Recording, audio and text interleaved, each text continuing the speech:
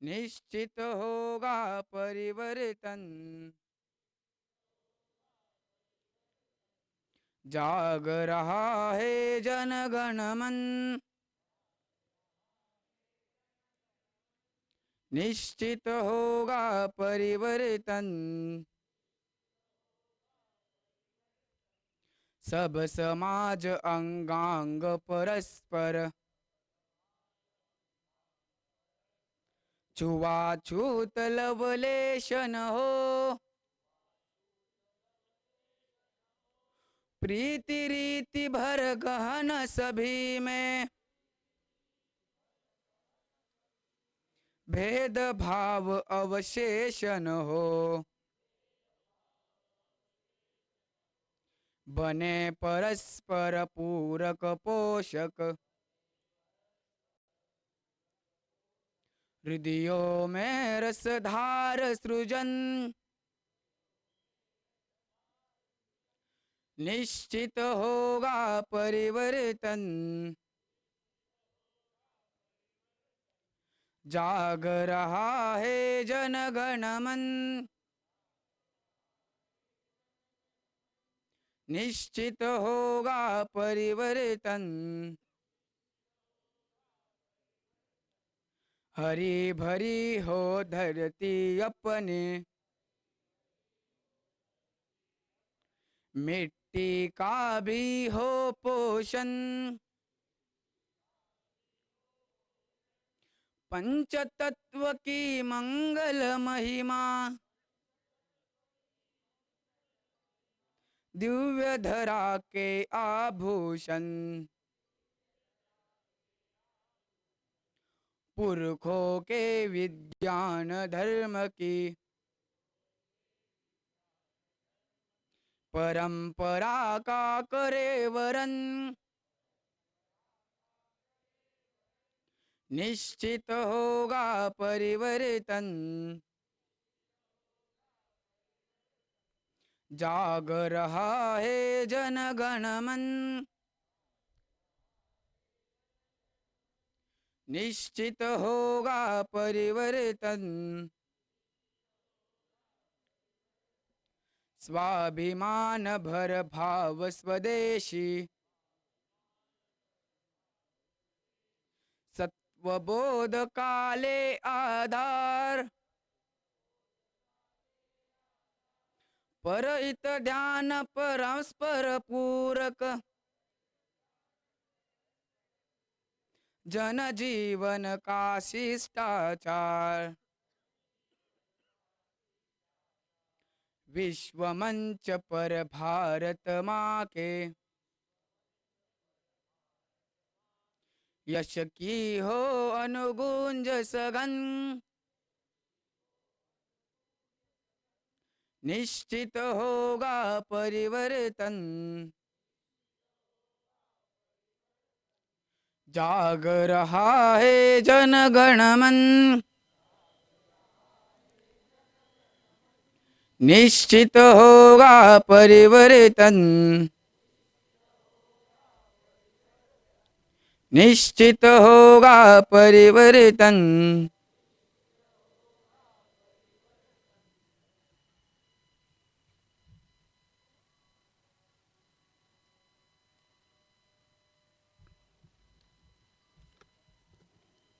आपल्या कार्यक्रमाचा क्रम सांगतो.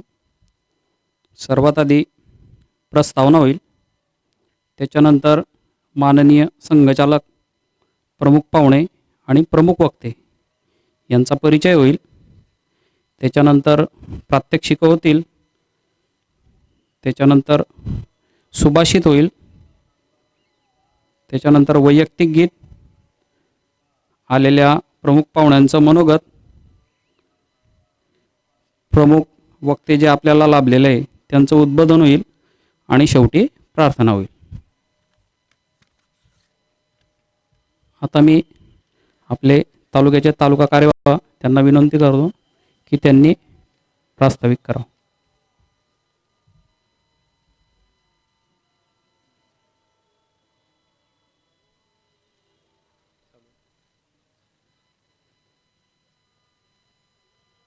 सर्वांना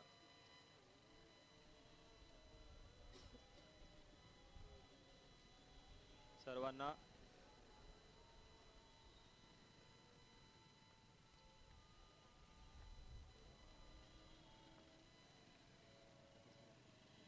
चेक चेक हॅलो हॅलो सर्वांना सर्वप्रथम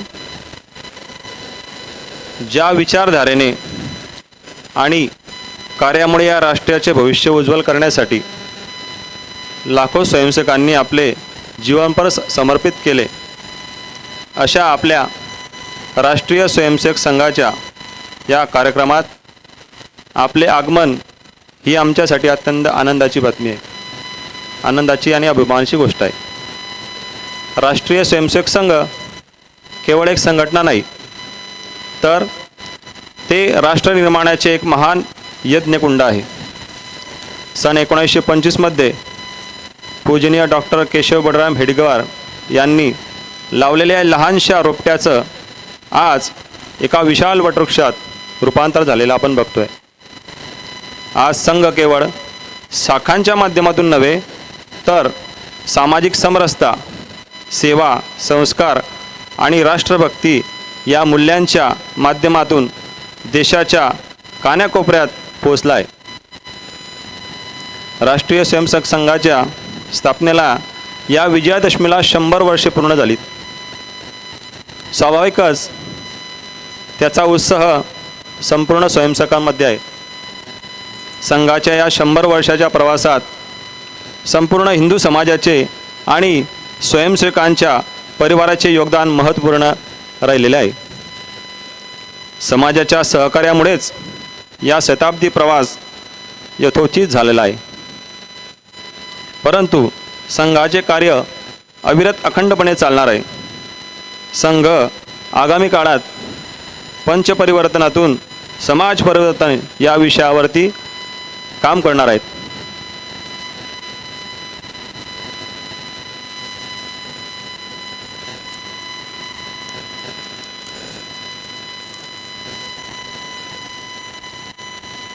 आता पुढचे जे परिचय करून देतील हितेश भानुदास भोडे आपल्या तालुक्याचे सहकार्य आहेत. त्यांना विनंती करेल की सगळ्यांचे परिचय करून द्यायचे.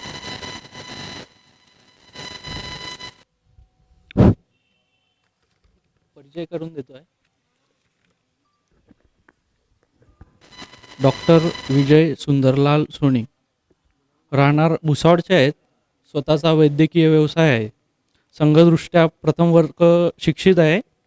भुसावळ जिल्हा माननीय संघचालक म्हणून त्यांच्याकडे सध्या दायित्व आहे. पुढचा परिचय करून देतोय. आपले प्रमुख पाहुणे श्री प्रमोद यशवंत नेमाळे, राहणार यावल, प्रगतशील शेतकरी आहेत. सामाजिक कार्यात नेहमी अग्रेसर असतात ते. पुढचा परिचय आपले प्रमुख वक्ते श्री शरदराव गजानन ढोले, सातारा येथे संघाचे स्वयंसेवक झाले. अभियांत्रिकीपर्यंत शिक्षण पूर्ण झालं आहे. काही काळ किर्लोस्कर कंपनीमध्ये नोकरी केली. नंतर 1987 पासून संघाचे प्रचारक आहेत. 1987 ते 1991 धाराशिव जिल्हा प्रचारक होते. त्याच्यानंतर जळगाव जिल्हा प्रचारक होते. नंतर नाशिक विभाग प्रचारक 1999 नंतर एकत्रित महाराष्ट्र प्रांत धर्मजागरण प्रमुख असं त्यांच्याकडे दायित्व होतं. त्यानंतर पश्चिम क्षेत्र धर्मजागरण प्रमुख, त्यानंतर अखिल भारतीय परियोजना प्रमुख, 2016 पासून अखिल भारतीय धर्मजागरण प्रमुख असं त्यांच्याकडे दायित्व आहे. पुढचा परिचय करून देतो. श्री मोहन रमेश लोहार आपल्या यावल तालुक्याचे कार्यवाह आहेत. पाडळसा येथे स्वयंसेवक झाले. पोस्टात नोकरी करतात. संघदृष्ट्या प्रथम वर्ग शिक्षित आहेत. यावल तालुका कार्यवाह म्हणून त्यांच्याकडे दायित्व आहे.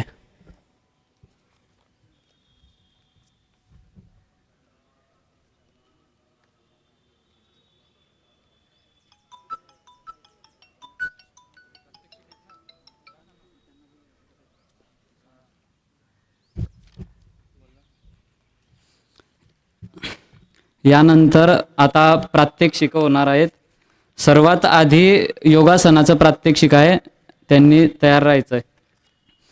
1 तासाच्या शाखेमध्ये जे काही होत असतं त्याचं एक छोटंसं स्वरूप आपण इथं बघणार आहेत. त्यामध्ये योगासन, पदविन्यास आणि घोष या तिघही विषयाचे आपण प्रात्यक्षिक आज बघणार आहेत.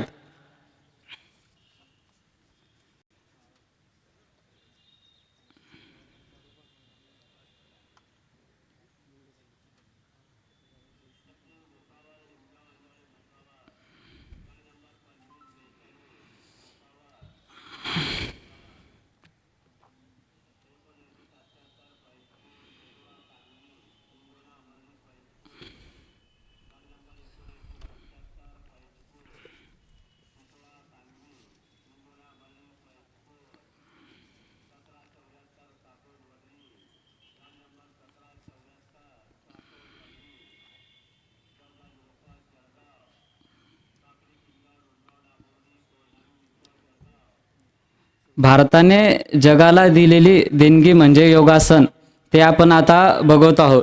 त्यामधील पहिला प्रयोग आहे ताडासन. ताडासन हे शरीर आणि मन सुदृढ करण्यासाठी मदत करतं. शरीराला मजबूत आणि आपली उंची वाढवण्यासाठी हे आपलं मदत करत असतं. पाठीचा कणा संकुलन व्यवस्थित करण्यासाठी हे मदत करते. त्यानंतर आपलं पोश्चर चांगलं करतं. मांडी, गुडघे, टाच हे मजबूत करतं.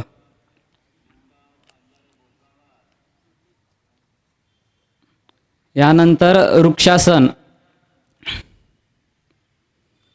वृक्षासन हे आसन एका पायावरती उभं असलेलं आसन आहे. ते आपल्या शरीरासोबत मनाचे सुद्धा संतुलन राखण्यास मदत करते. त्यासोबत शरीराचे श्वसन क्रिया मजबूत करण्यास मदत करते. हे आसन जर आपण नियमित केले तर आपण कोणतेही काम एकाग्रतेने करू शकतो.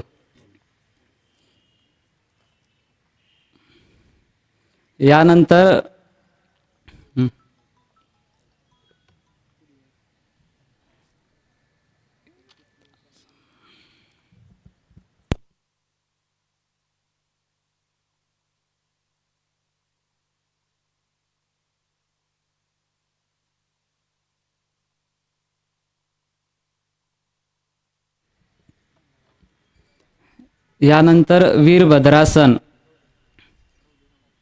हे आसन शरीराचे संतुलन सुधारते आणि आपली सहनशक्ती वाढवते. सर्वात महत्त्वाचे म्हणजे हे आपल्या शरीराचा तणाव दूर करण्यासाठी मदत करते.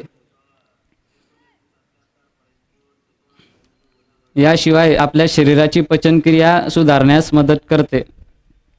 त्यामुळे श्वसनक्रिया सुद्धा सुधारते.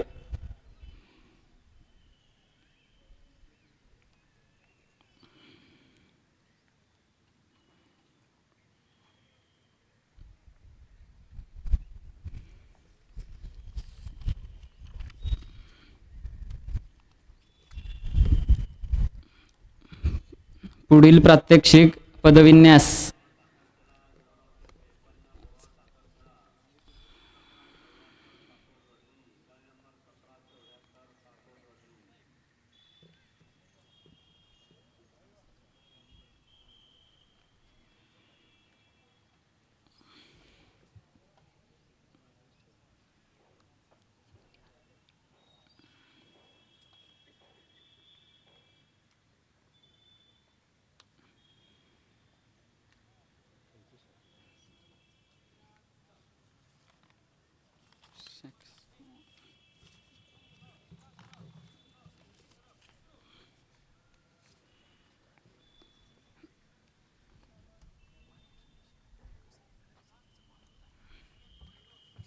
पदविन्यासचे प्रयोग संघाच्या शाखेमध्ये नेहमी शिकवले जातात. पदविन्यास प्रयोग आपण स्वरक्षणासाठी म्हणजे नियुद्ध, दंडयुद्ध याचा जो पाया आहे तो पदविन्यास आहे. चारही मोऱ्यांवर अर्थात चारही दिशेने शत्रूवर लक्ष ठेवून त्यावर स्वरक्षण करून त्यावर आघात कसा करायचा हे आपण पदविन्यासमध्ये शिकतो. स्वरक्षणासाठी कुठलंही शस्त्र चालवत असताना सर्व दिशांवर शत्रूवर आघात करून स्वरक्षण कसं करायचं हे आपण पदविन्यासमध्ये शिकतो.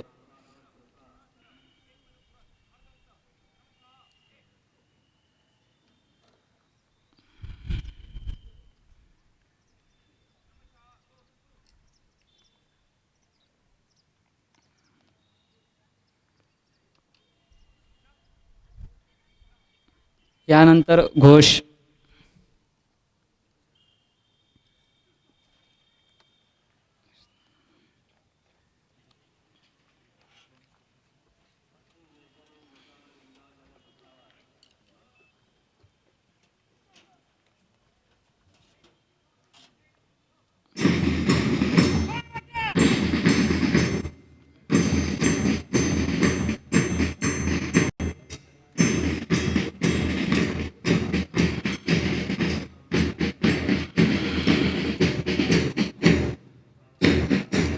संघाची ओळख ही समाजामध्ये शिस्तबद्ध आहे आणि या शिस्तीला साथ घालण्याचे काम घोष हे करत असतं. असं म्हटलं जातं, पाऊल जुडले की मन जुळतं, मन जुडले की विचार जुळतात आणि विचार जुडले की संघटन होतं. आणि हे घोषामध्ये आपण बघत असतो की सर्वांचे पावलाला पाऊल जुळता.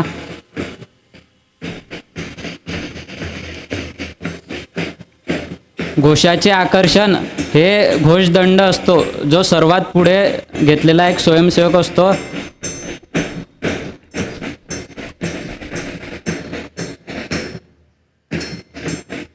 त्या घोषदंडा आधारे पूर्ण घोष याचे संचलन चालू असते.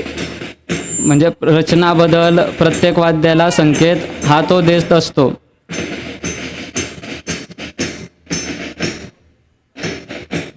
यामध्ये वेगवेगळे प्रयोग आहे. जसं आता हा धनुष्यबाण, श्रीरामांनी जो धनुष्यबाण पकडून रावणाचा वध केला होता, तो धनुष्यबाण ॲरो करायचा प्रयत्न केला आहे.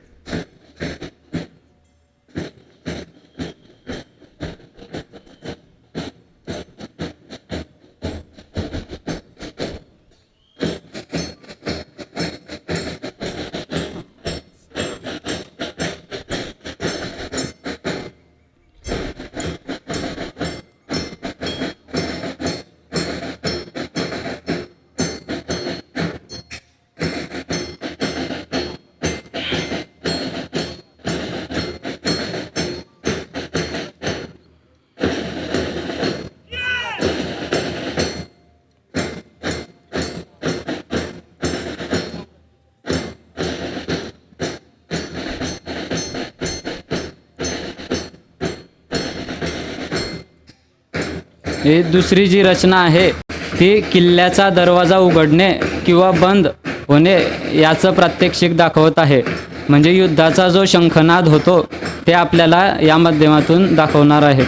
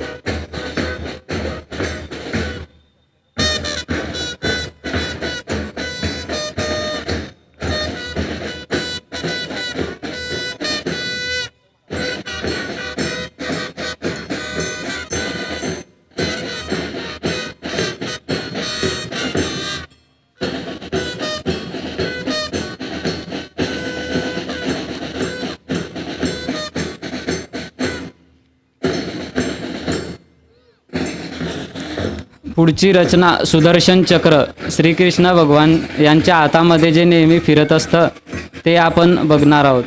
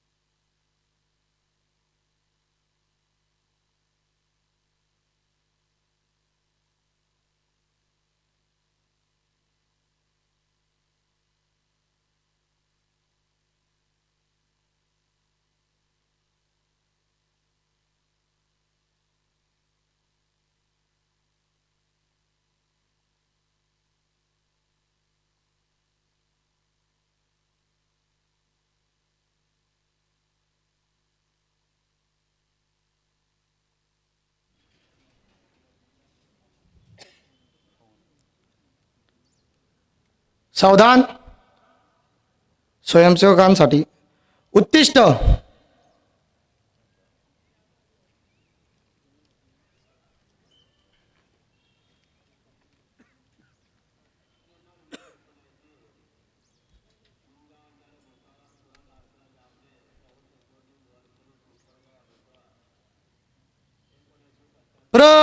चलो.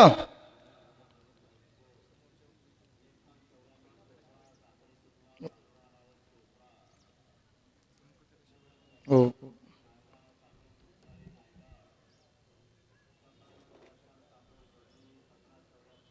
स्तभ. सर्व अग्रेसरांनी संपत रेषेवरती उभे राहायचं आहे.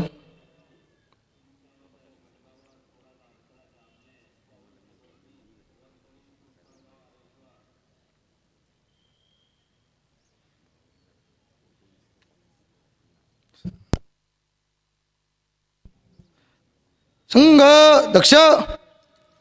संघ सम्यक.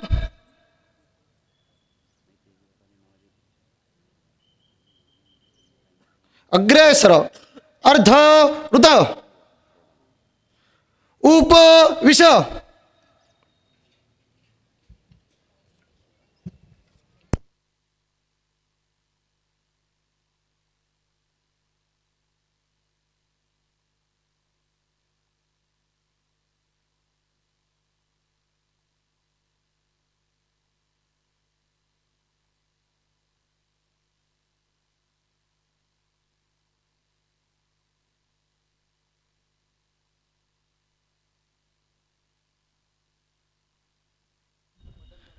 आभारासाठी उभा आहे. आजच्या कार्यक्रमासाठी ज्यांनी ही जागा उपलब्ध करून दिली त्यांचे आभार. प्रशासनाने स्वच्छतेसाठी मदत केली म्हणून त्यांचे आभार. खुर्ची, मंडप व्यवस्था, वीज, ध्वनी या व्यवस्थेसाठी ज्यांनी मदत केली त्यांचे आभार. वीज प्रशासन, नगरपालिका प्रशासन, पोलीस प्रशासन, पार्किंग व्यवस्थेसाठी जागा उपलब्ध करून देण्यासाठी त्यांचे आभार. चहा आणि अल्पाहार उपलब्ध करून देणाऱ्या दात्यांचे आभार. पत्रकार, छायाचित्रकार यांचे आभार. या कार्यक्रमासाठी उपस्थित संत, महंत, नागरिक, माता भगिनी यांचे आभार. प्रत्यक्ष व अप्रत्यक्ष या कार्यक्रमासाठी ज्यांनी मदत केली त्यांचे आभार.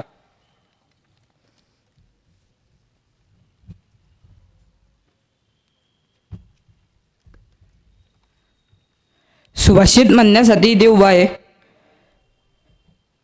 शस्त्रेन रक्षिते राष्ट्रे शास्त्रचिंता प्रवर्तते. अर्थ सांगतो, शस्त्र से रक्षित राष्ट्र में ही शास्त्र चिंतन संभव है.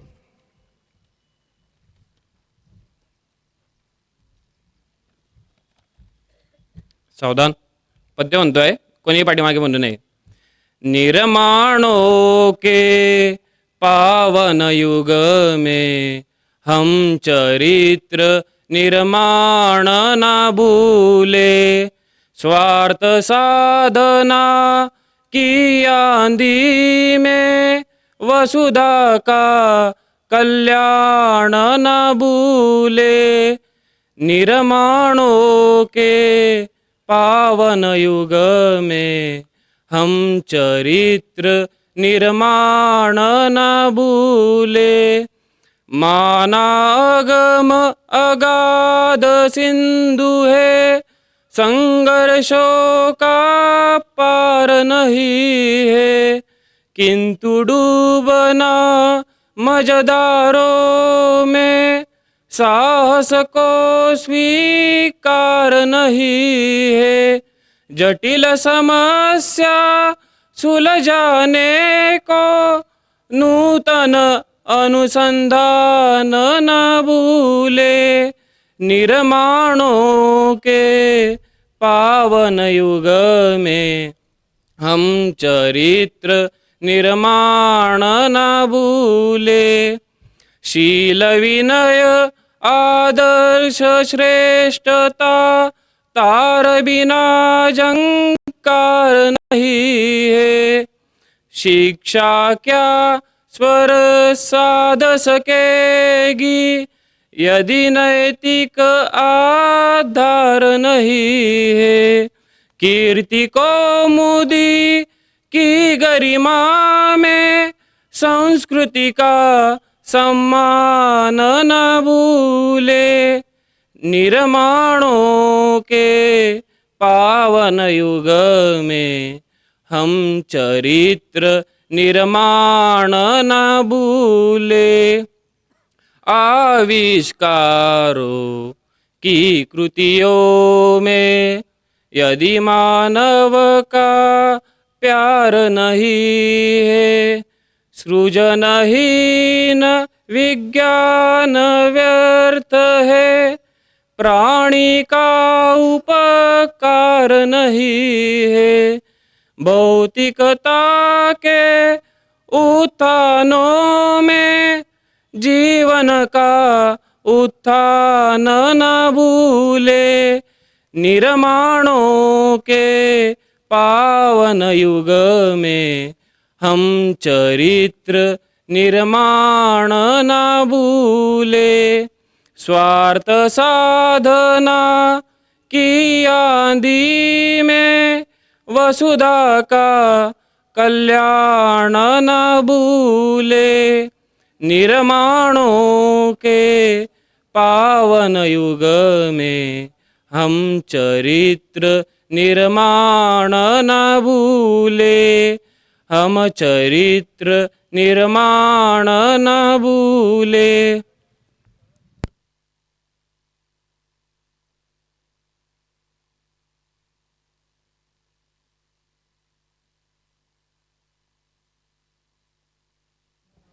आता मी प्रमुख पाहुण्यांना विनंती करतो की त्यांनी आपलं मनोगत व्यक्त करावं.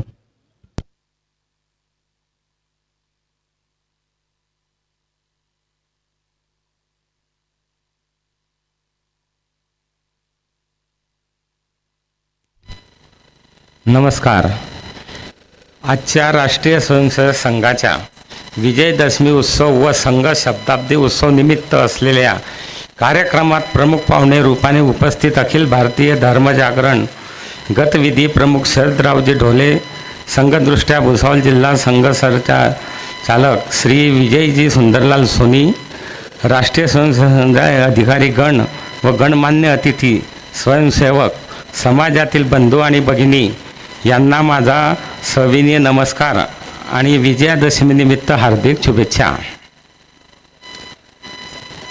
परवा दिनांक 2/10/25 रोजी झालेल्या विजयदशमीच्या पवित्र दिवशी विश्वातील सर्वात जुन्या संस्कृती व परंपरांना जपणाऱ्या आधुनिक जगातील सर्वात मोठी स्वयंसेवी संघटना असलेल्या राष्ट्रीय स्वयंसेवक संघाला 100 वर्ष पूर्ण झाली. गतकाळातील अत्यंत प्रतिकूल परिस्थितीत व आजच्या काळातील अनुकूल परिस्थितीमध्ये 100 वर्षाचा प्रदीर्घ प्रवास पूर्ण करून आपले अस्तित्व द्विंगत करून टिकलेली एकमेव संघटना ही शताब्दी महोत्सव निमित्त स्वयंसेवक बंधूंना मनपूर्वक हार्दिक शुभेच्छा. माझा राष्ट्रीय स्वयंसेवक संघाशी संपर्क तो गत काळामध्ये यावल येथे झालेल्या श्री गोडवलकर गुरुजी शल्म शताब्दी निमित्त झालेल्या विराट हिंदू संमेलनाच्या वेळी माझ्याकडे दिलेल्या मानवीय रामविलासजी वेदांती त्यावेळचे राम मंदिर अयोध्या न्यासाचे उपाध्यक्ष व त्यांच्या व्यवस्थेमुळे आला. परंतु त्यावेळी संघ मला फारसा समजला नाही आणि त्यानंतर संघाशी सुद्धा संपर्क झाला नाही. परंतु गेल्या 2 वर्षापूर्वी संघाच्या बौद्धिक मार्गानिमित्त श्री स्वामीनारायण मंदिर यावल येथे जमलेल्या स्वयंसेवक मंडळीशी माझी भेट झाली आणि मला संघ थोड्याफार प्रमाणात समजला व मंदिर परिसरात नियमित होणाऱ्या शाखेचा माझ्यावर प्रभाव पडला व मला असे जाणवले की राष्ट्रीय सेवक संघ व संघाचे संस्थापक माननीय श्री डॉक्टर हेडगेवारजी यांनी संस्कारक्षम समाज निर्मितीसाठी चालू केलेली दैनिक शाखा पद्धती ही उत्तम कार्यक्षम प्रणाली आहे, ज्या आधारे आपण एका संस्कारक्षम राष्ट्रीय विचारधारेची व्यक्ती निर्माण करू शकतो. त्या आधारे संस्कारक्षम समाजाची निर्मिती होईल अशी आज काळाची गरज आहे. बंधू आणि भगिनींनो, आज समाजात वावरताना असे चित्र दिसते की आपला समाज विविध जाती आणि संप्रदाय या वर्गाच्या आधारे विखुरला गेलेला आहे. परंतु राष्ट्रीय स्वयंसेवक संघ कार्यात ही सर्व मंडळी एकाच विचारधारेने कार्य करताना दिसली, ज्यामध्ये कुठलाही भेदभाव ऊच निस्ता दिसत नाही. अगदी बळीराजा शेतकरीपासून ते वैज्ञानिकपर्यंत, विद्यार्थ्यापासून ते व्यवसायीपर्यंत, जनजातीपासून ते आधुनिक व्यक्तीपर्यंत, बालकापासून ते मातृशक्तीपर्यंत, अर्थात समाजातील या सर्व वर्गातील स्तरातील लोकांना विविध आयामाद्वारे पवित्र संघ कार्यात जोडण्याचे कार्य संघाद्वारे केले जाते. मी आज या कार्यक्रमाद्वारे समाजाला सांगू इच्छितो की आजच्या या भौतिक स्पर्धात्मक गतिमान जगतामध्ये विकास साधण्याच्या प्रयत्नात आपणाला आपल्या संस्कार आणि संस्कृती व परंपरेचा विसर पडला आहे. तरी आपण सर्वांनी आपल्या संस्कार, संस्कृती व परंपरांना जपून आपला सामाजिक व आर्थिक, बौद्धिक व शारीरिक असा सर्वांगीण विकास करावा. यासाठी दैनिक शाखा हे योग्य ठिकाण आहे. तरी आपण सर्वांनी आपल्या पाल्यांना नजीकच्या दैनिक शाखेला जोडावे व संघाचे पवित्र असे कार्य करावे. मी या कार्यक्रमाद्वारे सकल समाजाद्वारे राष्ट्रीय स्वयंसेवक संघाच्या अधिकारी गणांना विनंतीपूर्वक सांगू इच्छितो की आपण आपल्या उत्तम कार्यशैलीद्वारे जास्तीत जास्त समाजापर्यंत पोहोचण्याच्या योजना तयार करून आमच्यासारख्या सामान्य जनता समाजापर्यंत पोहोचण्याच्या योजना तयार करून आपल्यासारख्या सामान्य जनांना कार्याची संधी द्यावी व मार्गदर्शन करावे. आपण माझ्यासारख्या सामान्य व्यक्तीला या ऐतिहासिक अशा राष्ट्रीय स्वयंसेवक संघाच्या विजयादशमी उत्सव शताब्दी महोत्सवाला जोडल्याबद्दल मी राष्ट्रीय स्वयंसेवक संघाच्या मनापासून आभार व्यक्त करतो व माझ्या शब्दांना विराम देतो. भारत माता की जय श्रीराम.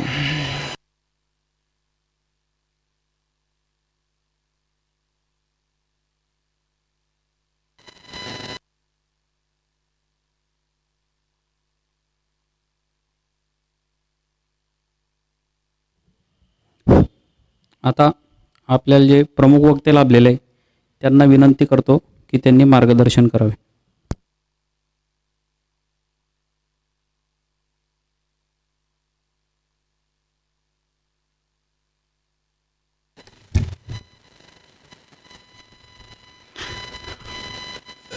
परमपवित्र भगवा ध्वज.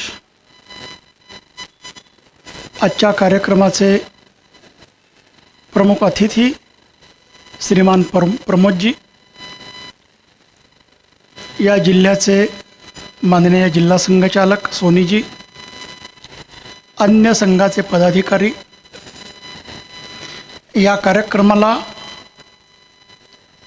मुद्दा म्हणून उपस्थित राहिलेले संतगण, माता भगिनी, नागरिक सज्जन आणि आत्मीय स्वयंसेवक बंधू.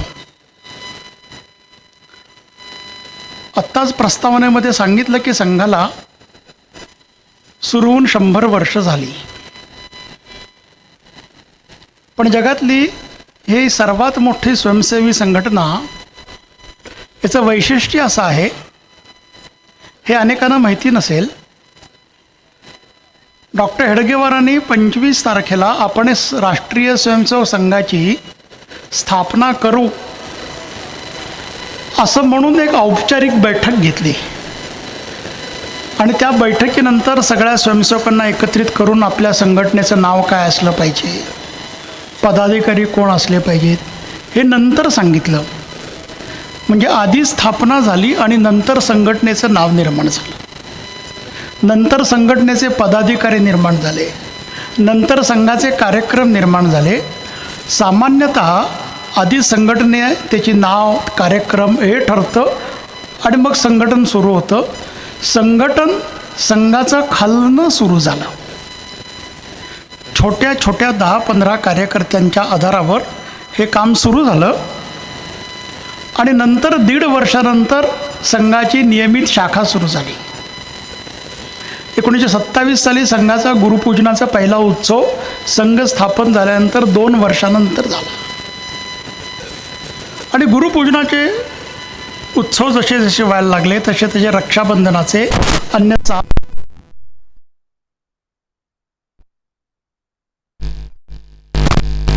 विजयादशमीचे उत्सव संघ करतोय. सुरुवातीचे काही वर्ष ते नागपूरला एकच उत्सव व्हायचा. आज असे देशभरामध्ये सुमारे 65,000 उत्सव या आठवड्यामध्ये संपूर्ण देशभर होणार आहेत. संघ शताब्दीच्या निमित्तानं संघानं असं ठरवलं आहे की आता संघाचं काम जिल्हा स्तरावरून तालुका स्तरावर आणि तालुका स्तरावरून सर्कल स्तरावर, ज्याला मंडल असं संघाच्या रचनेत म्हणतात, असं आणखीन खाली असं संघाचं काम न्यायचं आहे. किती खाली न्यायचं आहे तर या विजयादशमीपर्यंत संघाचं काम 100 वर्षापूर्वी एक शाखा होती. यावर्षी विजयादशमीला देशभरामध्ये 1,00,000 स्थानावर संघाच्या रोज चालणाऱ्या शाखा लागल्या पाहिजे. आपल्या संपूर्ण देशभरामध्ये 6,00,000 गावं आहेत आणि जर 6,00,000 गावं असतील आणि 1,00,000 गावात शाखाच चालणार असेल तर आजूबाजूच्या शाखा न चालणाऱ्या गावामध्ये 8-10 दिवसात, 15 दिवसात संपर्क करून त्या ठिकाणी राष्ट्रहित कुठलं ना कुठलं तरी उपयोगी काम, संघटन, एकत्रीकरण असं सुरू करून या वर्षभरामध्ये संघ संपूर्ण 6,00,000 गावामध्ये संपर्क करू इच्छितो आणि या संपूर्ण 6,00,000 गावातल्या 80% जास्त कुटुंबांशी संपर्क करू इच्छितो. त्यामुळे आदरणीय प्रमोदजींनी जे सांगितलं की आम्हाला कामात सामील करून घ्या, असे 65,000 ठिकाणचे जे 65,000 पाहुणे आहेत आणि त्यांच्या संपर्कामुळे येणारे समाजातली जी सज्जन शक्ती आहे, अशा सगळ्या सज्जन शक्तीला बरोबर घेऊन इथून पुढं संघाला काम करायचं आहे. कारण संघ असंच म्हणतो की सगळेजण गणवेश घालून संघस्थानावर येणार नाहीत. संघात आम्ही असंच म्हणतो की संघात एकूण समाजापैकी 3% लोक संघाच्या शाखेवर आले की 97% लोक जसं पाहिजे तशा अनुशासनामध्ये राहायला सुरुवात करतील. आणि सगळं पाहिजे तशा अनुशासनात राहायची सुरुवात करतील. म्हणजे काय, अनुभव तर बरेच सांगता येतील. पण 1987 साली आळंदीला विश्वेंदू परिषदेच्या माध्यमातून एक मोठं हिंदू संमेलन झालं होतं. डिसेंबरमध्ये झालं होतं, त्यामुळं थोडी थंडी आणि सामान्यतः डिसेंबरमध्ये पाऊस पडत नाही. आता सगळंच बदलायला लागलं आहे. त्यामुळं यावर्षी फेसबुकवर बरंच मेसेज फिरले की पाऊस जर थांबला नाही तर रावण दहन करण्याच्या ऐवजी रावण बुडवून मारावं लागेल. एकूणच सगळं पर्यावरणाचं चक्र बदललं आहे. पण मी 87चा किस्सा सांगतोय. 3-3.5 लाख लोक त्या संमेलनामध्ये आले होते. स्वाभाविकपणे इंद्रायणीमध्ये स्नानाला जात होते आणि इंद्रायणी काठी काही जे रक्षक उभे होते त्यात माझी व्यवस्था होती. आणि एक साधारण 60-65 वर्षाची वृद्ध महिला आपल्या तंबूतून स्नानासाठी इंद्रायणीच्या काठी येत असताना त्या थंडीच्या कालखंडामध्ये त्यांच्या हातातला साडीचा पिळा कुठंतरी रस्त्यावर पडला. त्या एकदम इंद्रायणीच्या काठ्यावर आल्यानंतर आंघोळीची तयारी करताना लक्षात आलं की आपली साडीच नाही. मी इंद्रायणीच्या काठावर उभा होतो. म्हटलं, आजी काय झालं? ते म्हटली, माझी साडी पडली आहे. मग तुम्ही कुठल्या रस्त्यानं आलात? मी तो रस्ता विचारला आणि त्या रस्त्यावर हरवले सापडले म्हणून आम्ही काही केंद्र उभी केली होती. लहान मुलगा हरवला आहे, वस्तू हरवली आहे, माणूस हरवला आहे, त्याला त्या केंद्रावर नेऊन ठेवायचं. आणि म्हणून मी एक प्रबंधकाला असं सांगितलं की या रस्त्यावरच्या हरवले सापडल्या केंद्रामध्ये जाऊन अशी साडी सापडली आहे का असं विचार. आणि सुदैवानं तो एक 20-25 पावलावरचं जे सर्वात शेवटचं नदीच्या बाजूनं जाणारं सर्वात पहिलं असं जे केंद्र होतं तिथे त्यानं विचारलं की इथं साडी सापडली आहे का? तर या केंद्रावरच्या प्रमुखानं सांगितलं, आत्ताच 5 मिनिटापूर्वी ही साडी आणून दिलेली आहे. मग तू ती साडी घेऊन प्रत्यक्ष त्या आजीला दाखवायला आला आणि आजी म्हटली, ही माझीच साडी आहे. हा किस्सा ज्यावेळी बैठक संमेलन झाल्यानंतर त्यावेळेचे पूजनीय सरसंघचालक बाळासाहेब देवरस त्यांना मी अनुभव काय आला असा अनुभव सांगायला गेलो. त्यावेळी बाळासाहेबांनी सांगितलं होतं, या 3-3.5 लाखामध्ये जसे 30-40 हजार स्वयंसेवक आहेत आणि बाकी सगळा हिंदू समाज आहे, अशा लाखांच्या हिंदू समाजामध्ये काही हजार स्वयंसेवक असले तरी हिंदू समाजाला असं वाटतं की पडलेली गोष्ट माझी नाही, जिथं आहे तिथं गेली पाहिजे. संपूर्ण 3 लाखामध्ये कुठल्याही महिलांची छेड निघाली नाही, चेंगराचेंगरी झाली नाही, शिस्तबद्ध अनुशासनात सगळा कार्यक्रम झाला. 3 लाखामध्ये जर 43 हजार स्वयंसेवक असतील तर कोट्यावधींच्या हिंदू संख्येमध्ये काही कोटी संघाचे स्वयंसेवक पाहिजेत. असे जर संघाचे स्वयंसेवक समाजामध्ये झाले तर संपूर्ण समाज संघाला जे पाहिजे त्या पद्धतीनं वागायला सुरुवात करेल. हे साध्य करण्यासाठी खरं तर संघ सुरू झाला आहे. संघ आता इतका मोठा झाला आहे. राष्ट्रीय स्वयंसेवक संघ नावाची संघटना आता इतकी मोठी झाली आहे की सगळेजण असं म्हणतात की जगातली सगळ्यात मोठी स्वयंसेवी संघटना आहे.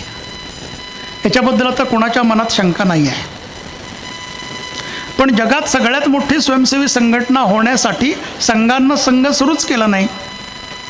संघानं संघच मुळी यासाठी सुरू केला, तेरा वैभव हमर रहे मा हमदिन 4 रहे न रहे.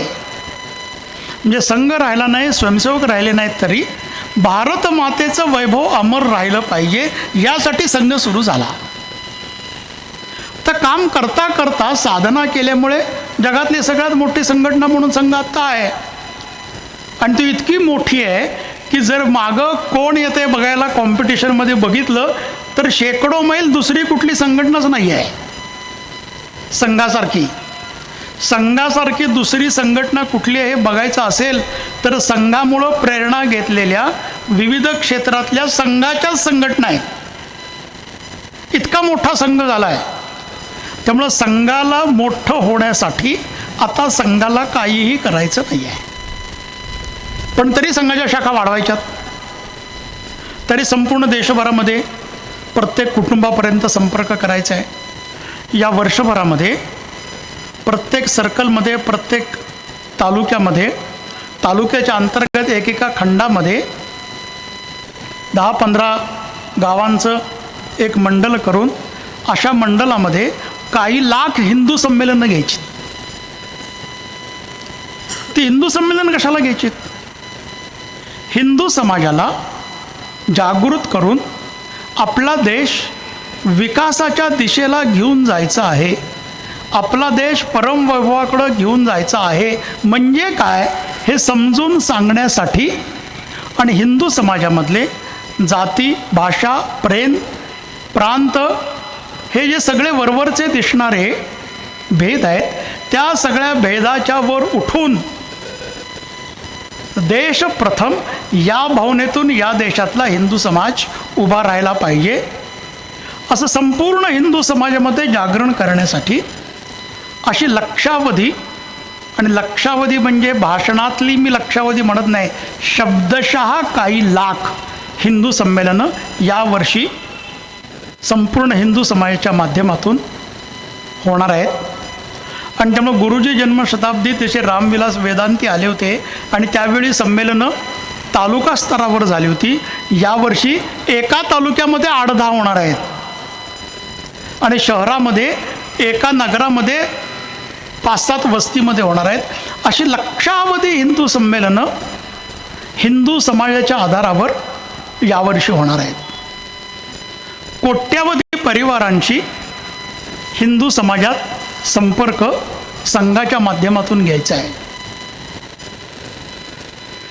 जातीभेद हा जाती विद्वेष आणि जाती संघर्षात रूपांतरित न होता आपल्या सगळ्यांच्यामध्ये सद्भावना असली पाहिजे म्हणून संपूर्ण देशातल्या सर्व तालुक्यामध्ये विविध जातीचे प्रमुख लोक एकत्रित करून त्यांच्यामध्ये सामाजिक सद्भाव असला पाहिजे म्हणून सामाजिक सद्भावनेच्या बैठकी देशभरामधल्या सर्व तालुक्यांच्यामध्ये म्हणजे काही हजार सद्भावना बैठकी होती.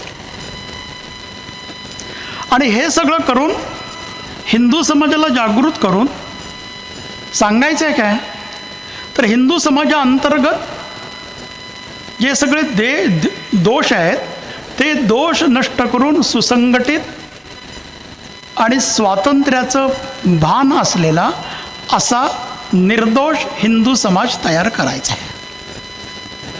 आणि असा निर्दोष हिंदू समाज करायचा असेल तर जे संघाचे अभ्यासक संघाचं देशाला योगदान काय तर त्यातलं एक योगदान तर सांगतात की संघ म्हणजे शिस्त, संघ म्हणजे अनुशासन, संघ म्हणजे सेवा कार्य. कारण देशभरामध्ये लाखोपेक्षा जास्त सेवा कार्य सुरू आहे. कुठेही कार्यक्रम केला की स्वयंसेवक अनुशासनामध्येच बसतात. देशभरामध्ये कुठेही आपत्ती आली, अगदी श्रीनगरमध्ये येऊ दे किंवा पंजाबमध्ये येऊ दे किंवा मराठवाड्यामध्ये येऊ दे, मदतीला स्वयंसेवक जातात. असं संपूर्ण देशभरामध्ये चित्र आहे. पण तरीही एवढं सगळं समाजात काम केलं असताना सुद्धा संघाचं संपूर्ण देशभरामध्ये जर मोठं योगदान असेल तर सच्ची स्वतंत्रता की प्रेरणा. हा देश स्वाधीन झाला, एका अर्थानं ब्रिटिशांच्या तावडीतून 47 साली सुटला, तथाकथित स्वातंत्र्य मिळालं. पण अजूनही सगळ्या ज्या रचना आहेत त्या रचना ब्रिटिशकालीनच आहेत. आत्ता 2 वर्षापूर्वी 4 वर्षापूर्वी ब्रिटिशांनी केलेले शेकडो कायदे या सरकारनं बदलले. आत्तापर्यंत मी प्रामाणिक आहे आणि हे माझं सर्टिफिकेट आहे हे अटेस्टेशन करण्यासाठी कुठल्या तरी गॅझेटेड ऑफिसरचा आधार घ्यायला लागायचा. आता मीच माझी सही करून हे माझं सर्टिफिकेट आहे असं सर्टिफिकेशन करायला सुरुवात केली. असे स्वतःच्या देशातल्या नागरिकांच्यावर आपण विश्वास ठेवला पाहिजे.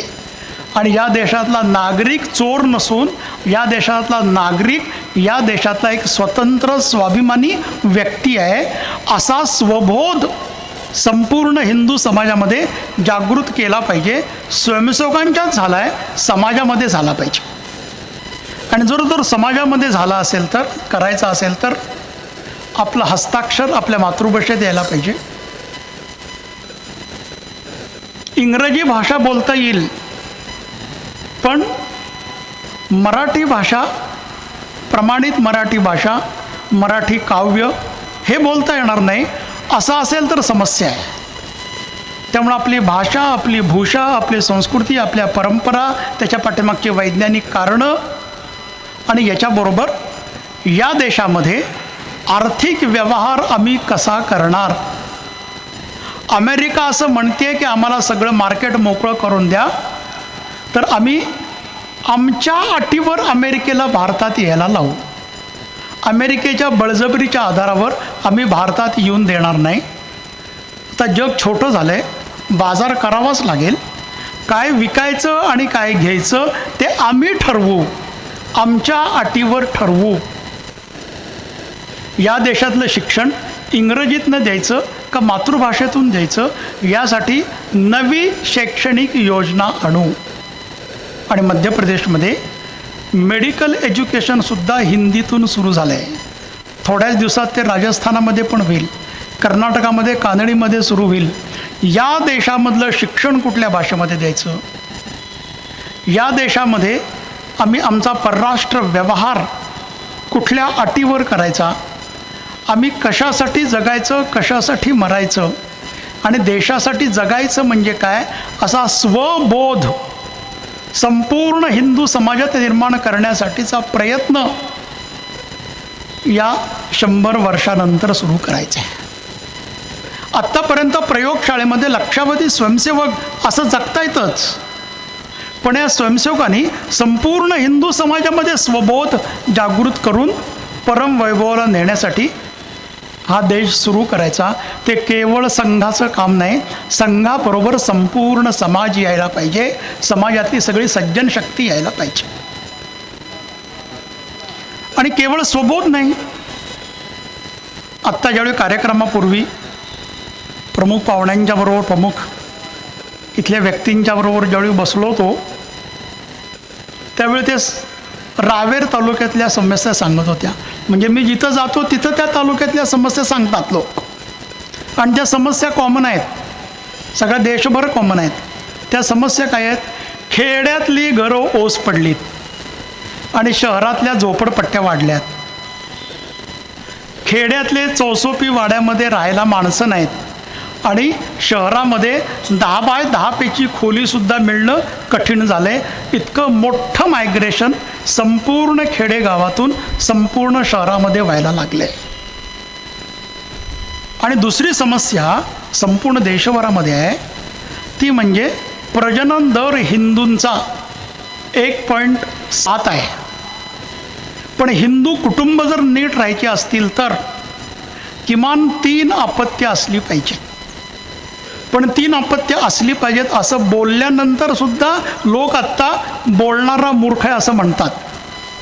एक काळ असा होता की अष्टपुत्र सौभाग्यवती भव असा आशीर्वाद द्यायचे, पण आता अष्टपुत्र सौभाग्यवती भव असा उच्चार जरी केला तरी शिव्यांचा भडीमार होईल असं चित्र बदललं आहे. पण हिंदू समाजाला संपूर्ण जगाला मार्गदर्शन करण्यासाठी जिवंत राहायचं असेल तर किमान 2 अपत्य आणि सुखानं राहायचं असेल तर 3 अपत्य व्हायला पाहिजे. भाषण करून होत नाहीत. त्यासाठी मुलींना, महिलांना, स्त्रियांना, पुरुषांना आपलं राहणीमान कसं असलं पाहिजे, चंगळवादाकडं जायचं का आपण काटकसरीनं राहायचं, या सगळ्या विषयाबद्दल कुटुंबांचं प्रबोधन करावं लागेल. आणि हे कुटुंबांचं प्रबोधन घराघरामध्ये घरातली आजी नातीपर्यंत किंवा नातवापर्यंत करायची. महाराष्ट्रातल्या साधारण 40 वयापर्यंतच्या सगळ्यांनी लाकूड तोड्याची गोष्ट ऐकली आहे. लाकूड तोड्याची गोष्ट ऐकली आहे म्हणजे काय, एक लाकूड तोड्या विहिरीच्या काठावर लाकूड तोडत होता आणि ती कुऱ्हाड खाली विहिरीत पडली. गोष्ट सगळ्यांना माहिती असल्यामुळे रंगवून सांगत नाही. ती पडल्यानंतर राखोड तोड्या रडत बसल्यानंतर देवदूत आला, त्यानं उडी मारली आणि विहिरीतून सोन्याची कुऱ्हाड दिली. लाकूड तोड्या म्हटला ही माझी नाही आहे. नंतर चांदीची कुऱ्हाड काढून दिली. तो लाकूड तोड्या म्हटला ही माझी नाही आहे.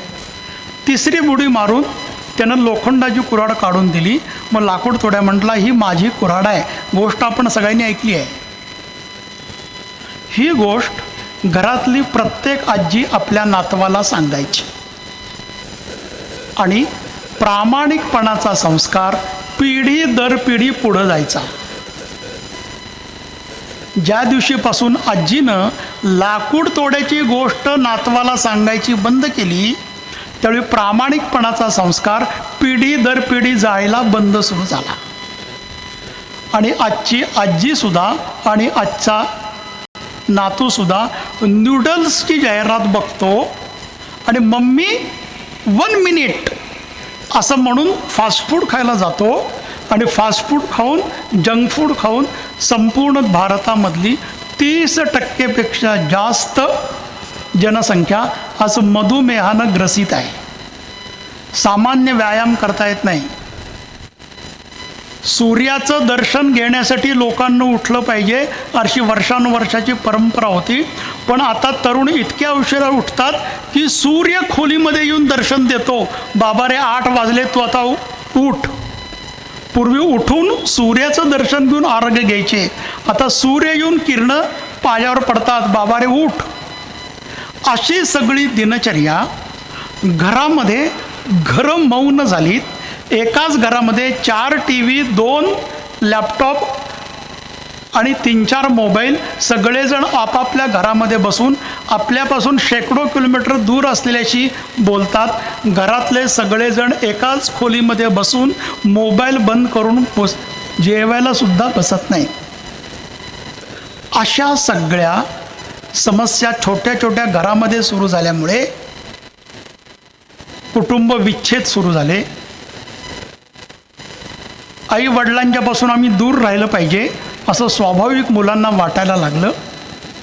या सगळ्या समस्या सोडवायच्या असतील तर संपूर्ण समाजाला 25 वर्ष किमान जागृत करून या समस्यांच्याबद्दलची चर्चा केली पाहिजे. म्हणून या संघ शताब्दीनंतर कुटुंब प्रबोधन आणि प्रत्येक कुटुंबामध्ये आपली भाषा, आपली भूषा, आपली संस्कृती, आपली कुलदेवता, वर्षभरातून एकदा त्या कुलदेवतेचे दर्शन, घरातल्या सगळ्यांनी भ्रमण, असल्या सगळ्या विषयांची चर्चा घराघरामध्ये करायची आणि लक्षावधी कुटुंब जागृत करायची. असं संघ शताब्दीनंतर दुसरं काम संघानं करायचं ठरवलं आहे. संघाचं तिसरं काम करायचं शताब्दीनंतर ठरवलं ते काय आहे? आत्ता महाराष्ट्रामध्ये याला आरक्षण द्यायचं का त्याला आरक्षण द्यायचं का त्याला आरक्षण द्यायचं, याचं आरक्षणाचं आंदोलन संपलं की त्याचं आरक्षणाचं आंदोलन सुरू होतं आहे. असं संपूर्ण देशभरामध्ये आणि विशेषतः सध्या महाराष्ट्रामध्ये विषाक्त वातावरण आरक्षण या विषयावर आहे. ज्यावेळी आपलं संविधान आलं आणि त्या संविधानामध्ये 270 संविधान सभेचे सभासद होते. त्या 270 संविधान सभेच्या सभासदामध्ये अनुसूचित जातीचे केवळ डॉक्टर आंबेडकर होते आणि ते सुद्धा ड्राफ्टिंग कमिटीचे अध्यक्ष होते. संविधान सभेचे अध्यक्ष डॉक्टर राजेंद्र प्रसाद होते. पण डॉक्टर आंबेडकरांनी निर्माण केलेले विषय म्हणजे या देशामधला कोट्यावधीचा तथाकथित अस्पृश्य समाज, याच्यावर पिढ्यानपिढ्या अन्याय झालेलेच आहेत. मंदिरात प्रवेश नाही, घरात प्रवेश नाही, घरात वेगळी भांडी, शिक्षणाचा अधिकार नाही.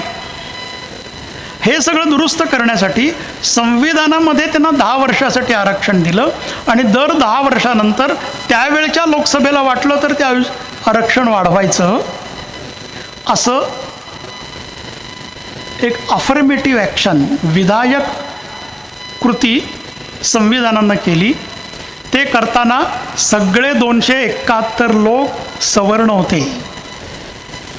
पण या देशामधले तथाकथित अस्पृश्य हे आमचेच बंधू आहेत असं म्हणून संपूर्ण जगाच्या इतिहासामध्ये असं आरक्षण दिलं पाहिजे असं वाटणारा भारत हा एकमेव देश आहे. त्यामुळं अफर्मेटिव्ह ॲक्शन ही सगळ्या हिंदू समाजाच्या प्रतिनिधींनी एकत्रित केलेलीच आहे.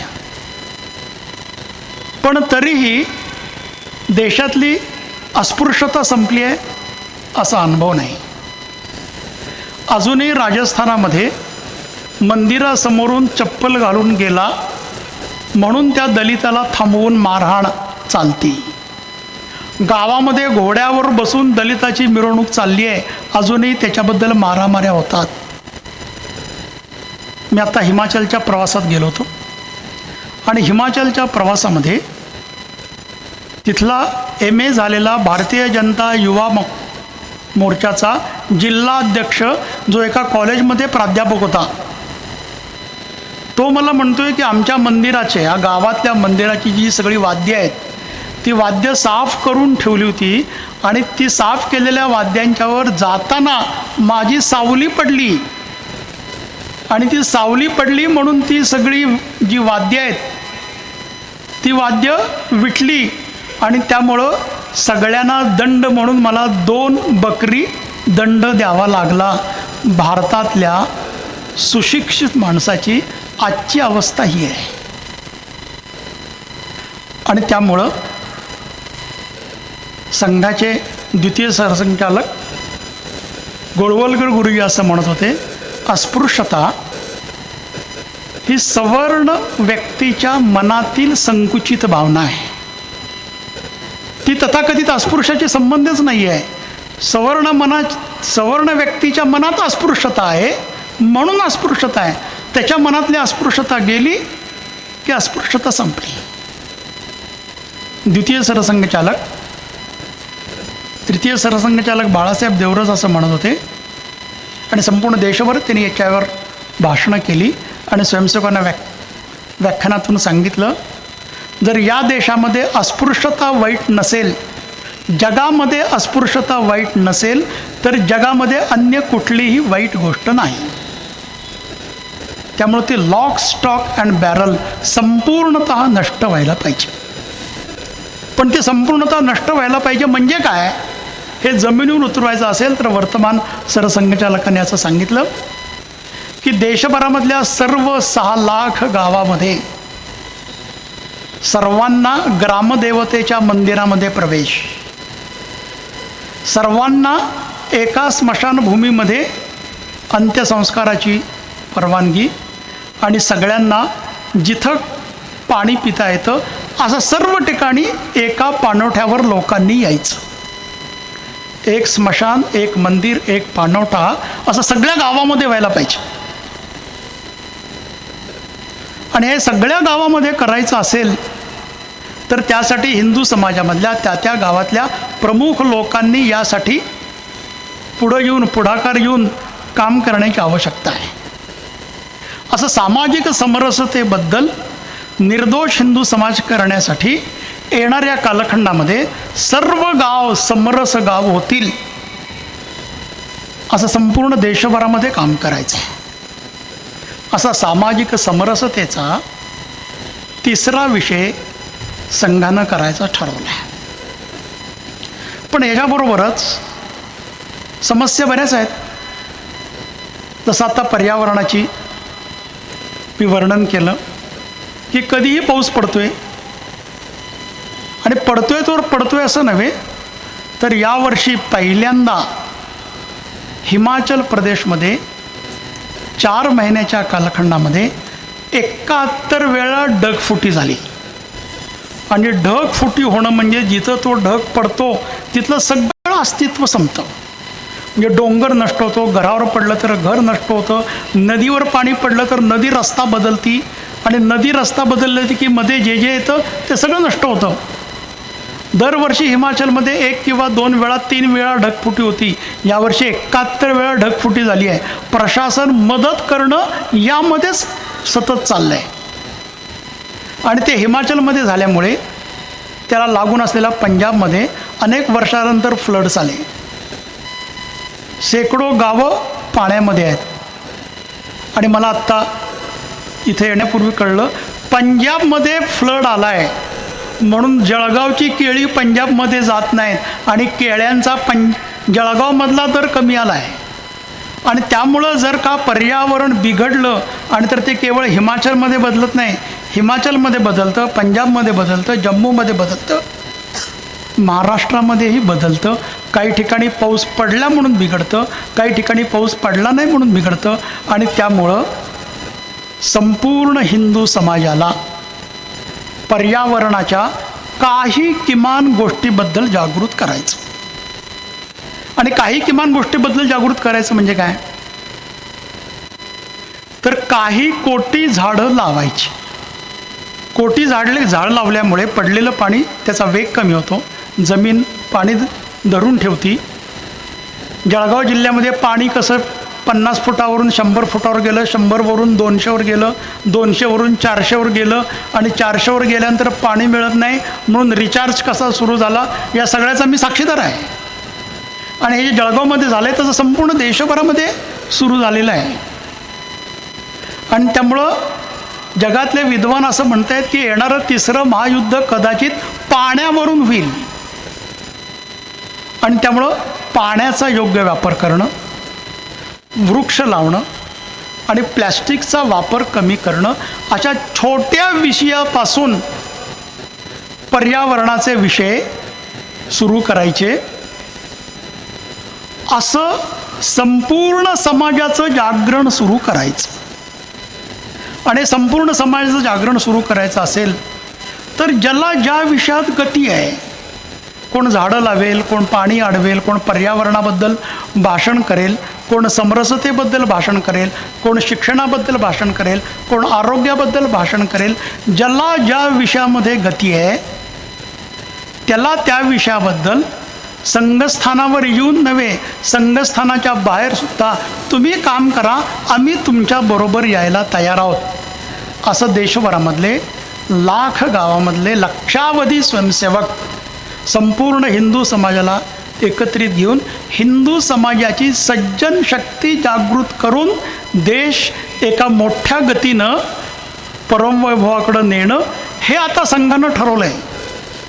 संघाच्या 100 वर्षानंतर संघाला मोठं होण्यासाठी संघाला काहीच करण्याची गरज नाही.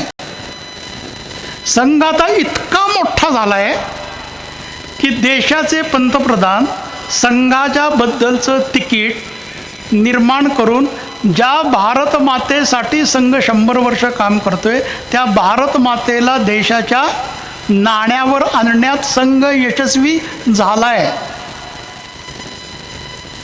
पण तो केवळ 100 रुपयेच्या नाण्यावर किंवा पोस्टाच्या तिकिटावर आणणं इथपर्यंत पुरेसं नाही आहे. प्रत्येकाच्या हृदयावर 13 वैभव अमर रहे मा हमदिन 4 रहे न रहे असं देशभरामधल्या कोट्यावधी लोकांच्या मनात राहिलं पाहिजे.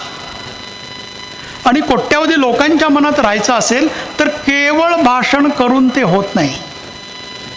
संपूर्ण जगाला हिंदुत्वाच्या आणि सनातन धर्माच्या बद्दल गदा हलवून हिंदुत्व कसं सर्वश्रेष्ठ आहे असं विवेकानंदांनी संपूर्ण जगामध्ये सांगितलं. 1893 साली शिकागोमध्ये त्यांचं भाषण झालं आणि ज्यावेळी ते भारतामध्ये आले त्यावेळी म्हटले की मला 100 तरुण द्या, मी देश बदलून दाखवतो. प्रश्न होता त्यांना 100 तरुण देणार कोण, कारण नंतर 100 तरुण निर्माण करण्यात की ते जगलेच नाहीत. डॉक्टर हेडगेवारांनी मला 100 तरुण द्या असं नाही सांगितलं. डॉक्टर हेडगेवारांनी सांगितलं मी 100 तरुण निर्माण करीन. आणि त्यांच्या जे जीवनामध्ये त्यांनी संपूर्ण देशभरामधल्या प्रत्येक प्रांतामध्ये संघाचं काम सुरू केलं. आणि आज देशातल्या प्रत्येक तालुक्यामध्ये असे शेकडो तरुण गणवेशामध्ये उत्सवाला येत आहेत, संचलनाला उभे राहत आहेत. देशभरामध्ये असं संचलन आणि उत्सवाला उपस्थित राहणाऱ्या तरुणांची संख्या 50 लाखापेक्षा जास्त असेल. आणि अशा 50 लाखापेक्षा जास्त स्वयंसेवक त्या ठिकाणी थोडे सक्रिय झाले आणि 8-10 माणसांना जरी देशप्रेमाबद्दल समाजा कामाच्याबद्दल सांगायला सुरुवात केली तर अगदी 1 वर्षात 4-5 कोटी लोक सक्रिय होतील. हे काम येणारे 25 वर्ष आम्हाला सतत करायचं आहे आणि असं 25 वर्ष सतत करायला लागलो तर 2045-2047 ज्यावेळी स्वातंत्र्याचा 100वं वर्ष असेल त्यावेळी संपूर्ण जगामध्ये आम्ही एक मोठी ताकद म्हणून उभी राहिलेली असू. आणि अशी मोठी ताकद म्हणून आम्हाला उभं जर राहायचं असेल तर यासाठी प्रत्येक ठिकाणी छोट्या छोट्या गावामध्ये या सगळ्या विषयांचं बीज लागून त्या गावामध्ये विचारांचा वटवृक्ष व्हायला पाहिजे आणि त्या गावामध्ये आपापल्या गावातल्या समस्या काय आहे ते समजून घेऊन त्या गावातल्या नागरिकांनी समस्या सोडवण्यासाठी सक्रिय होण्याचा प्रयत्न केला पाहिजे. यासाठी संघ शताब्दीचा खटाटोप आता सुरू आहे. संघाला मोठं होण्याची गरजच नाही. संघ जरी संपवायचा प्रयत्न केला तरी शाखा बंद व्हायला अजून 50 वर्ष लागतील. इतक्या शाखा झाल्यात पण अजून देश परमवैभवाला गेलेला नाही. आणि संघाचे लक्षावधी स्वयंसेवक रोज संघस्थानावर असं म्हणतायत, परमवैभवम नेतुमेतत् स्वराष्ट्रम. हे राष्ट्र परमवैभवाला नेण्यासाठी आणि गतीनं परमवैभवाला नेण्यासाठी ते परमेश्वराला मागण्या करतायत. आणि हे जे स्वयंसेवक करतायत ते या हृदयीचं त्या हृदयी घालून देशभरामधल्या कोट्यावधी देशप्रेमी नागरिकांना हे काम वाटलं पाहिजे. म्हणजे मी आत्ता उत्सवाला येण्यापूर्वी प्रमोदजी म्हणत होते की मी यावलमध्ये 4 मंदिरं बांधली. तर हिंदू समाजात घरातून संस्कार व्हायचे, मंदिरात संस्कार व्हायचे, शाळांच्या मध्ये संस्कार व्हायचे. त्या ठिकाणची सगळी संस्कार केंद्र पुनरुज्जीवित करायची. संस्कार केंद्र पुनरुज्जीवित करायची म्हणजे मंदिरातल्या आरतीमध्ये आपण प्रत्यक्ष उपस्थित राहायचं.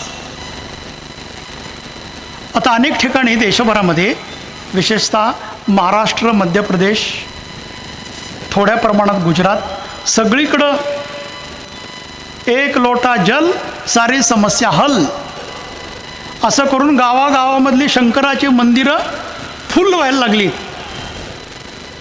आपल्या समस्या हल करण्यासाठी शंकरावर पाणी चढवायचं एवढं सोपं असतं तर खरं तर 100 वर्ष संघाने हेच केलं असतं.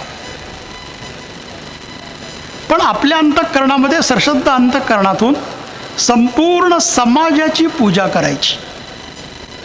शंकराला जल चढवायचं म्हणजे काय? शिवम भूत्वा शिवम यजेत. शंकरासारखं शंकराला जल चढवायचं म्हणजे स्वतःच्या अंगाला सुद्धा भस्म लावून घ्यायचं. 13 वैभव हमर रहेमा हम दिन 4 रहे न रहे. शंकराचं वैशिष्ट्य असं की त्यानं स्वतःच्या अंगाला भस्म लावलं. असं जर आपण आपलं जीवन घडवलं देशासाठी तर स्वाभाविक समस्या हल होतील. केवळ घराच्या नाही वस्तीच्या पण होतील. आणि त्यामुळं आपलं उपनिषद वाक्य असं आहे, शिवम भूत्वा शिवम यजेत. शंकराची पूजा करायची म्हणजे शंकरासारखं होण्याचा प्रयत्न करायचा. आणि शंकरासारखं होण्याचा प्रयत्न करायचा म्हणजे काय? आपल्याकडं असं म्हणतात हा शिवजीचा दरबार आहे. शिवजीच्या दरबारामध्ये शंकर आले तर ते नंदीवर बसून येतात. माताजी आली की ती वाघाला किंवा सिंहाला घेऊन येते. वाघ किंवा सिंह तिचं आसन. मग ती वाघ आणि सिंह आसन झाल्यानंतर ह्यांचा नंदी पार्किंगमध्ये, ह्यांचा वाघ पार्किंगमध्ये, आणि नंदी आणि वाघ एकमेकासमोर बघतायत. अरे तरी त्यांच्यात भांडणं होत नाहीत. तेवढ्यात गणपती येतो आणि तो गणपती उंदरावरून येतो आणि त्या उंदराकडं बघून नागाला वाटतं की आता मला खाद्य मिळालं. शंकरजींच्या गळातला नाग उंदराकडं बघतोय. ज्यावेळी नाग त्या उंदराकडं बघतोय असं असतंय त्यावेळी कार्तिकेयचा मोर येतोय. मोर आला की नाग घाबरतोय. असं चेक अँड बॅलन्सेस करून असा शिवजीचा दरबार चालतो. वरवर वाटणारे सगळे परस्पर भेद ह्या मुळामध्ये एक चैतन्य आहे आणि ते एक चैतन्य आहे म्हणून अर्ध नारी नटेश्वर, अर्धा शंकर, अर्धा माताजी असं चित्र सगळ्या हिंदू समाजामध्ये आहे. त्यामुळे दिसताना शिवजीचा दरबार हा परस्पर विरोधी दिसतो, पण असताना त्या सगळ्यांच्यामध्ये एक चैतन्य आहे. त्या एका चैतन्याला संघ आज नाव हिंदुत्व असं देतो. आणि असं ते हिंदुत्वाचं चैतन्य संपूर्ण हिंदू समाजामध्ये जसं जसं जागृत व्हायला लागले तसं तसं समाजातल्या सामाजिक, आर्थिक, धार्मिक, राजनैतिक असल्या सगळ्या समस्या हिंदुत्वाच्यामुळं सुटायला लागल्या. आणि म्हणून संघ असं म्हणतो या देशाचं राष्ट्रीयत्व हे हिंदू समाजाशी निगडीत आहे. आणि हिंदू समाज संघटित झाला की या देशातलं राष्ट्रीय चैतन्य जागृत होईल. 100 वर्ष हा संघानं जो यज्ञ केला आहे तो यज्ञ या देशाचं चैतन्य जागृत करण्यासाठी झाला आहे. त्या जागृत चैतन्याची काही चिन्ह सुचिन्ह संपूर्ण जगभर दिसायला लागलीत. संपूर्ण जगभर मी यासाठी म्हणतोय की या संघ शताब्दीबद्दल पूजनीय सरसंघचालकांनी दिल्लीतल्या हुजहूंच्या समोर ज्यावेळी भाषण केलं, दिल्लीतले सगळे प्रतिष्ठित नागरिक त्या कार्यक्रमात आले होते. त्यावेळी 23 देशाचे ॲम्बॅसिडर्स म्हणजे राजदूत संघ काय म्हणतोय हे ऐकण्यासाठी सुद्धा आले होते. यावर्षी विजयादशमीचा जो उत्सव झाला नागपूरला, त्या विजयादशमीच्या उत्सवाला 10 देशातले नागरिक उत्सव बघायला आले होते. आणि ते सामान्य नागरिक नव्हते, त्या देशातले अत्यंत बुद्धिमंत, त्या देशातले परराष्ट्र मंत्री, त्या देशामधले मंत्री, विविध पार्टीचे अध्यक्ष, उद्योगपती असे सगळे हे काय चाललंय हे बघण्यासाठी आले होते. त्यामुळं प्रभाव केवळ राष्ट्रीय नाही, आंतरराष्ट्रीय सुद्धा आहे. आणि या राष्ट्रीय आंतरराष्ट्रीय प्रभावाला आणखीन सबळ करायचं असेल तर या शताब्दी वर्षामध्ये संघाचं काम आणखीन खाली खाली जाऊन जगभरामधल्या आणि देशभरामधल्या त्या गावामधल्या प्रमुख लोकांच्यापर्यंत संघाचं योग्य दर्शन घडवण्याचा प्रयत्न संघ यावर्षी करतोय. आणि त्यामुळं संघ नागरिकांना असं म्हणतोय, शिव्या देण्यासाठी किंवा ओव्या देण्यासाठी आमच्याबरोबर संपर्क ठेवा. संपर्क ठेवला आणि जर आम्ही शिव्या देण्यासाठी योग्य असलो तर जोरात शिव्या द्या, आणि ओव्या देण्यासाठी योग्य असलो तर ओव्या गाण्याच्या ऐवजी आमच्या खांद्याला खांदा लावून प्रत्यक्ष कामात समाविष्ट व्हा. आणि असं कामात समाविष्ट होण्यासाठी गणवेश घातला पाहिजे, संघस्थानावर आलं पाहिजे अशी आवश्यकता नाही. प्रमोदजींनी असे वर्णन केलं की मला संघाच्या कामात घ्या. ती 4ही मंदिरं नीट झाली की तुम्ही संघाचे इथले प्रमुख कार्यकर्ते आहात. एखाद्याने 1000 झाडं लावली, संघाचा प्रमुख कार्यकर्ता झाला. विविध जातीमध्ये द्वेष सुरू झाला आहे, तर आपल्या जातीमधल्या लोकांना हिंदुत्वाबद्दलची नीट माहिती सांगून तो द्वेष नष्ट करण्यासाठी प्रयत्न करणे म्हणजे संघाचा कार्यकर्ता झाला. असं इथून पुढं संघाला काम करायचं आहे. हा संघानं जन्मशताब्दीमध्ये केलेला संकल्प आहे. हा संकल्प आपण समजून घ्यावा आणि तो देशभरामधल्या कोट्यावधीच्या परिवारांना समजावा. म्हणून या पंचसूत्रीच्या आधारावर कसं परिवर्तन घडवायची सुरुवात करायची आहे यासाठी संपूर्ण देशभर या निमित्तानं एक संपर्क करण्याचं एक व्यापक अभियान सुरू होणार आहे. त्या अभियानामध्येही आपण सगळ्यांनी समाविष्ट व्हावं आणि संघ बोलवेल त्याप्रमाणे जसे आपण आत्ता आलात तशा विविध कार्यक्रमामध्ये येऊन संघ समजून घेऊन प्रत्यक्ष सामाजिक कामाला आपण लागावं अशी विनंती करून मी माझ्या वाणीला विराम देतो.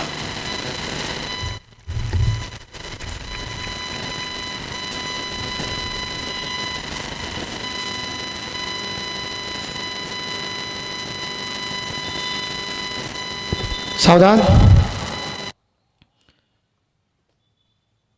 उत्तिष्ठ.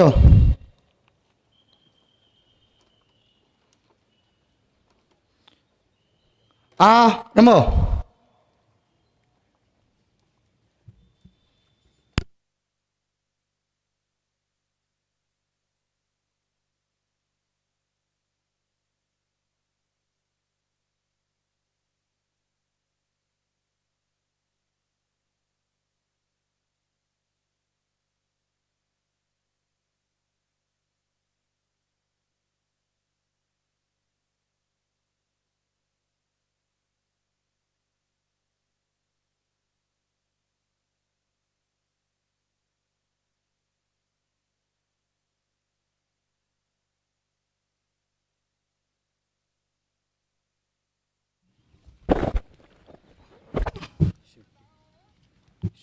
कृपया सर्व महिलांना विनंती आहे, आपण आपल्या जागेवरती उभं राहायचं आहे.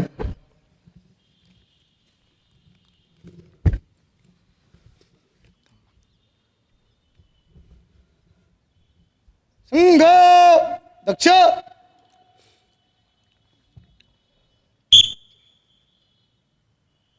नमस्ते सदा वत्सले मातृभूमे. नमस्ते सदा वत्सले मातृभूमे.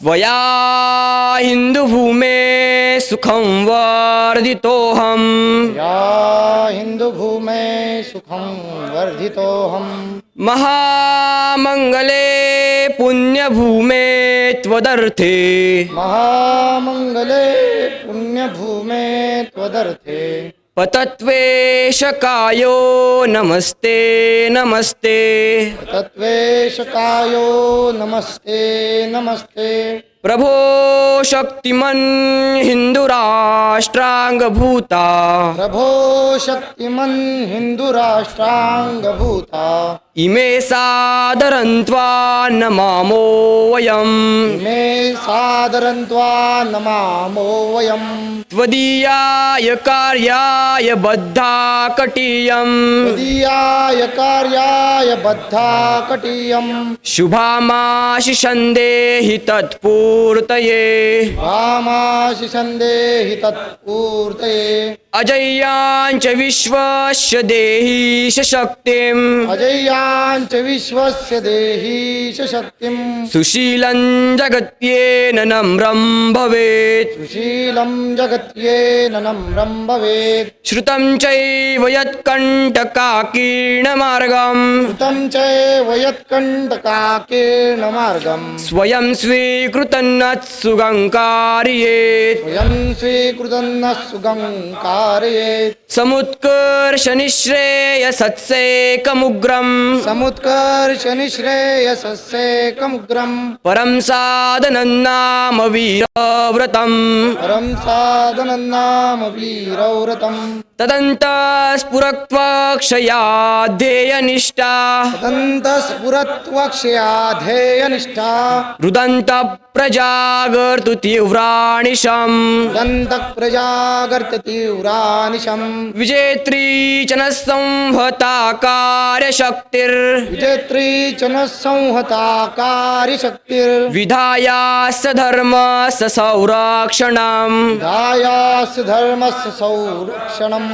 परं वैभवं नेतुमेतत् स्वराष्ट्रम्. परं वैभवं नेतुमेतत् स्वराष्ट्रम्. समर्था भवत्वा शिशाते वृषम्. समर्था भवत्वा शिशाते वृषम्. भारत माता की जय. तुझे प्रणाम. 1 2 3.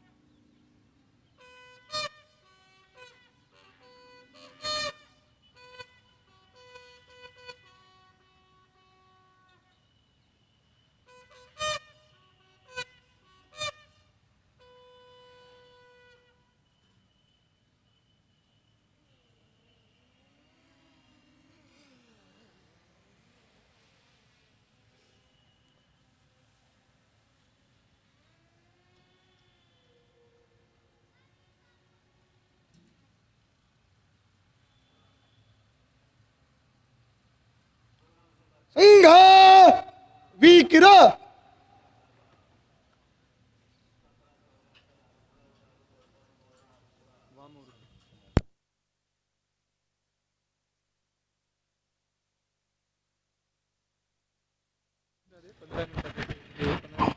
सूचना आहे स्वयंसेवकांसाठी, 15 मिनिटाचा आता ब्रेक आहे. आपण लवकरात लवकर आपण आपल्या आवरून घ्यायचं आहे. 15 मिनटं नंतर आपल्या संचलनाचं संपत होईल. समाजासाठी अल्पाहाराची व्यवस्था केलेली आहे. समाजाने कृपया अल्पाहार करून जावे.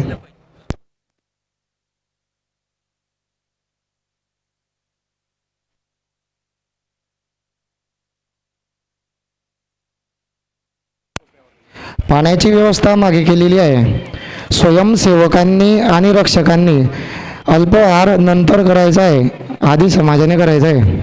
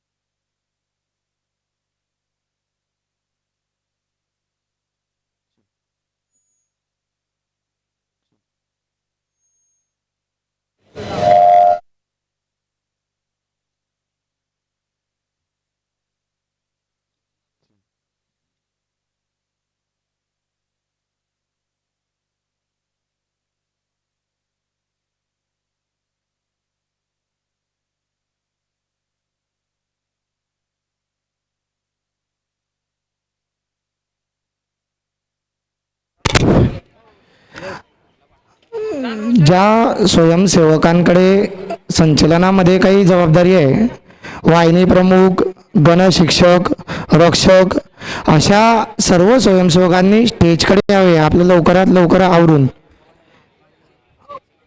घोष वादक, गणशिक्षक, वाहिनी प्रमुख स्टेजच्या दिशेने येतील. रक्षकांनी आपल्या जिप्सी लागलेल्या आहे त्या बाजूला यायचं आहे. सर्व भगवी टोपी घातलेल्या स्वयंसेवकांनी आपली जिथं भारत मातेची प्रतिमा लागलेली आहे तिथं सर्वांनी संपत करायचं आहे. हे म्हणजे सर्वांनी घेऊन या पुढे.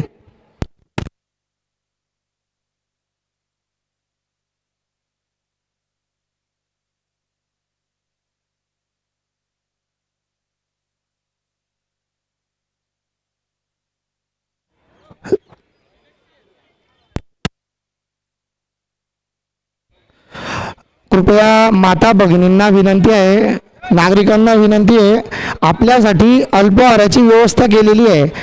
स्टेजच्या डाव्या बाजूला केलेली आहे, समाजासाठी केलेली आहे. आपल्या